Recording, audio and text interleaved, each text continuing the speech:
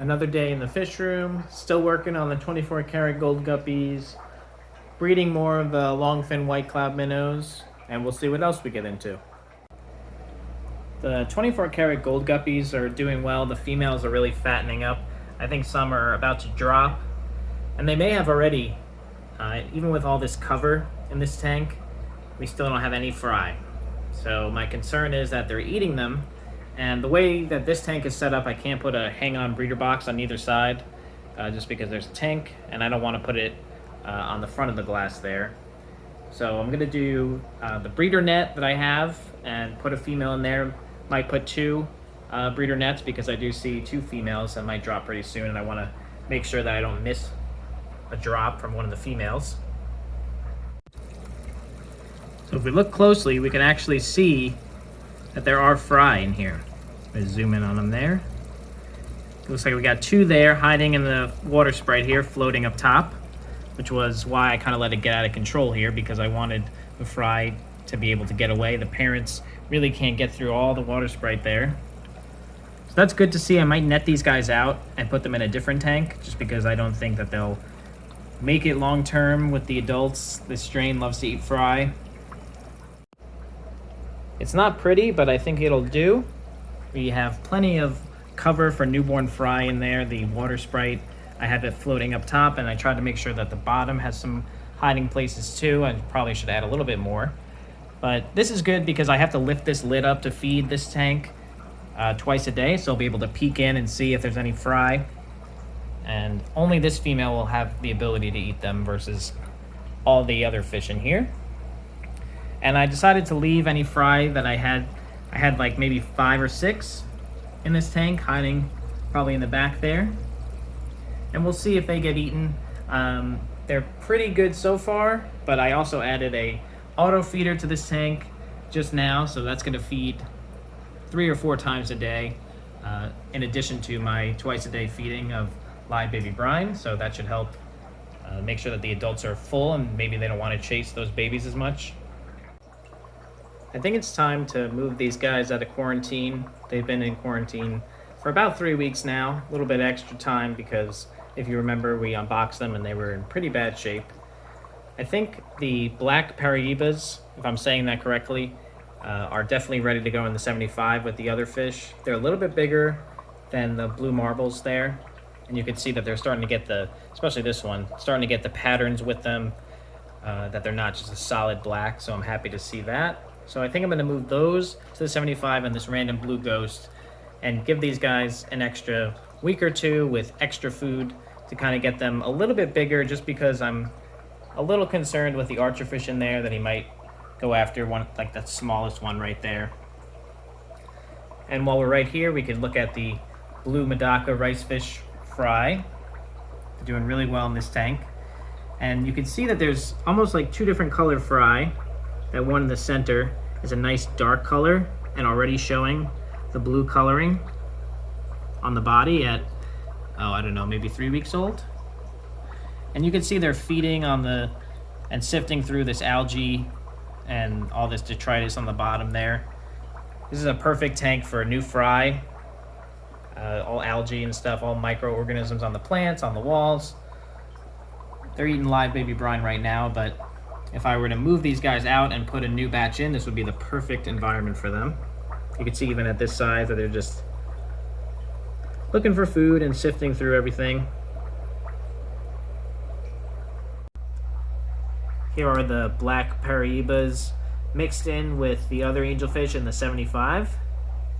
We've got the archerfish in here somewhere. There he is. So far they're doing good in this tank.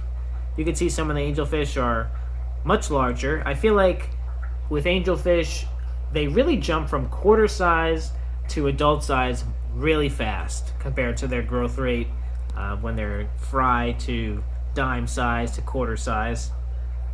But everyone's getting along in here. No one's picking on each other. Everyone's able to get food. And I'm sure they're enjoying the much larger tank setup. The snow white guppy fry are already getting really big. You can see one right there. There's about 6 that made it in the tank.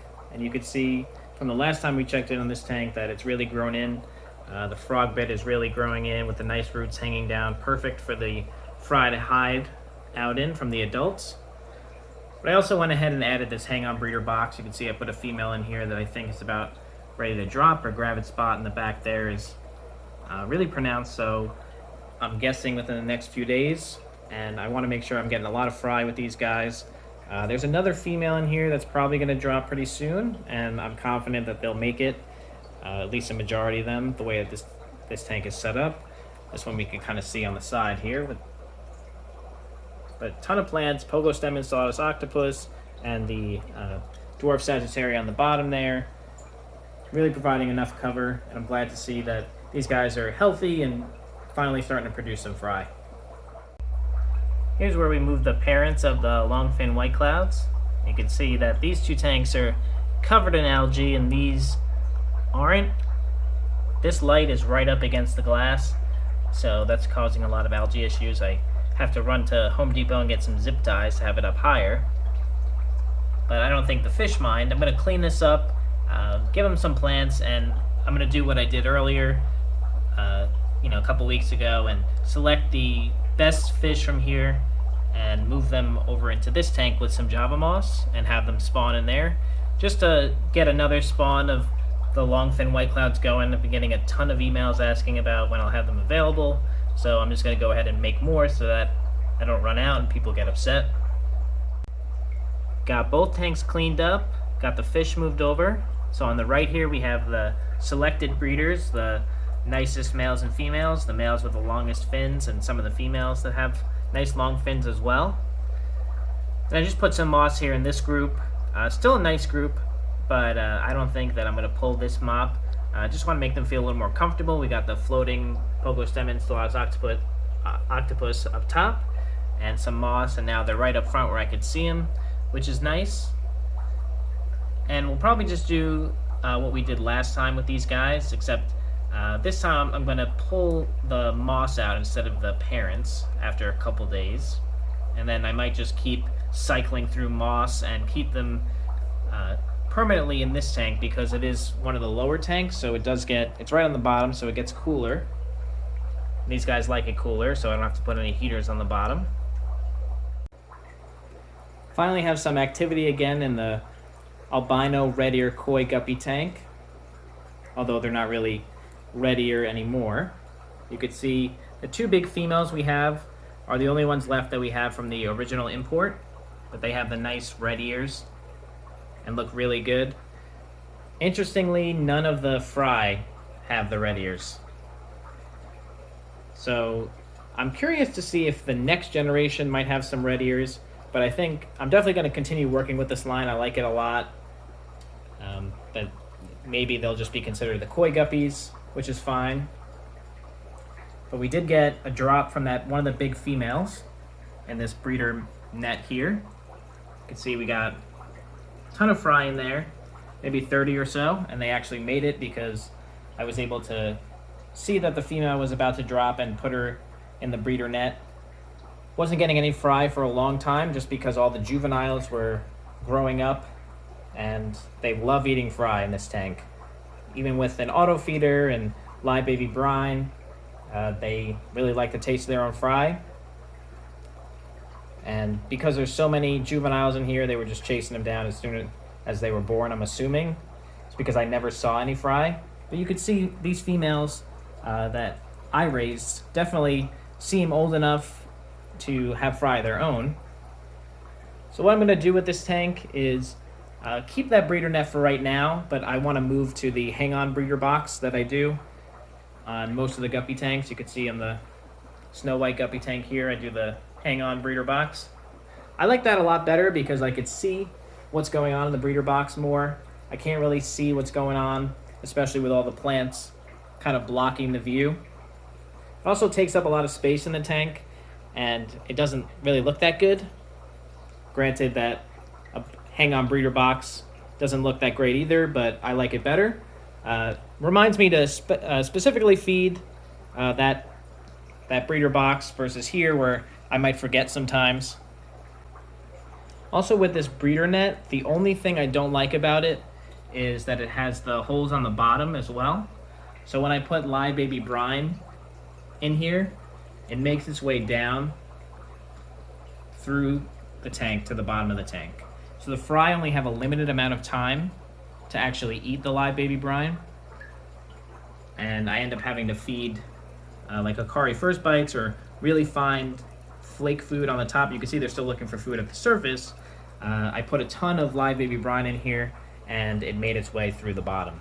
The breeder box, the hang-on breeder box, it all stays in there with very little overflow, and it's easier for the fry to get the baby brine because it's right in front of them. Got the tank cleaned up a bit, removed some of the excess frog bit, so now we can have some light coming through. These plants on the bottom here will do a little bit better, hopefully, and we can actually see the fish. We can see all the fry in here a lot more than I thought after I removed everything, which is awesome. Set up the hang-on breeder box here, and I did put a young female in here. This is one of my first generations in my water, and she looks like she's old enough to have a couple fry, maybe her first drop pretty soon. You can see her grab it spot there. So we'll see if she drops any fry. There's plenty of cover in here, and I pass this section of the fish room every day because the live baby brine hatcheries is right over here. So it'll definitely be a lot easier for me to see if there's any fry in here, quickly check, quickly feed, and remember to feed because it's out of the tank, hard to miss. That was another day in the fish room. Thank you guys so much for watching. Subscribe if you haven't, and we'll see you in the next one.